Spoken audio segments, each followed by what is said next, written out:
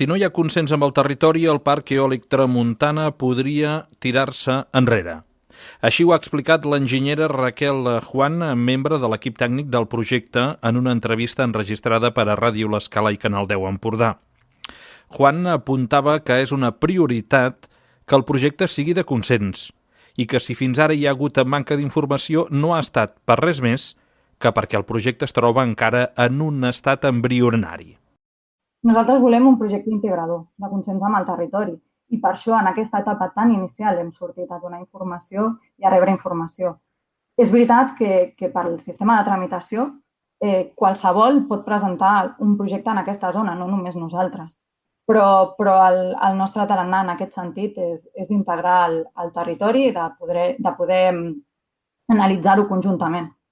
El projecte de parc eòlic preveu la construcció en una primera fase de 35 aerogeneradors, d'uns 250 metres d'alçada cadascun, que ocuparien una superfície d'entre 80 i 100 quilòmetres quadrats a uns 24 quilòmetres mar endins de la badia. En aquesta primera fase generaria energia suficient per abastir un 45% de la demarcació de Girona.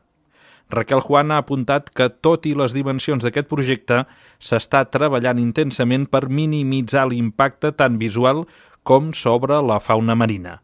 Ens estem ubicant fora dels espais protegits, és a dir, estem fora de la zepa que hi ha a l'oest, fora del dic que hi ha al nord i fora del corredor de cetacis que hi ha a l'est. En aquest sentit, està minimitzat. També estem estudiant l'impacte que pot tenir i establint mesures mitigadores. Hem de tenir en compte que estem en una etapa superinicial del projecte.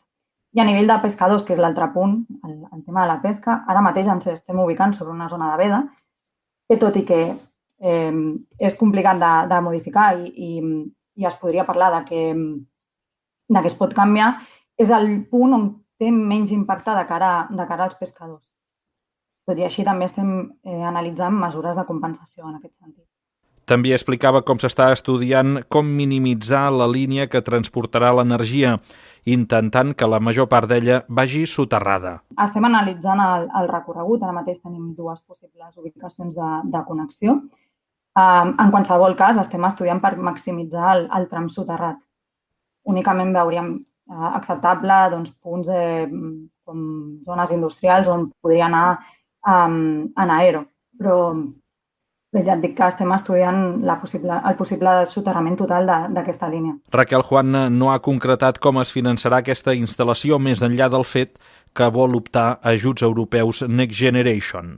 Evidentment, els Next Gen són una oportunitat per finançar aquest projecte, però, com et deia, estem en una etapa molt inicial en la que estem definint tota aquesta inversió, el projecte, no et puc donar en aquest moment més detall.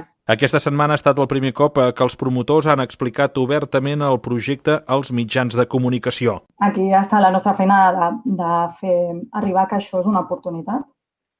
Això com a primer punt. Segon, evidentment, si no aconseguim suficient consens, això va en contra del projecte.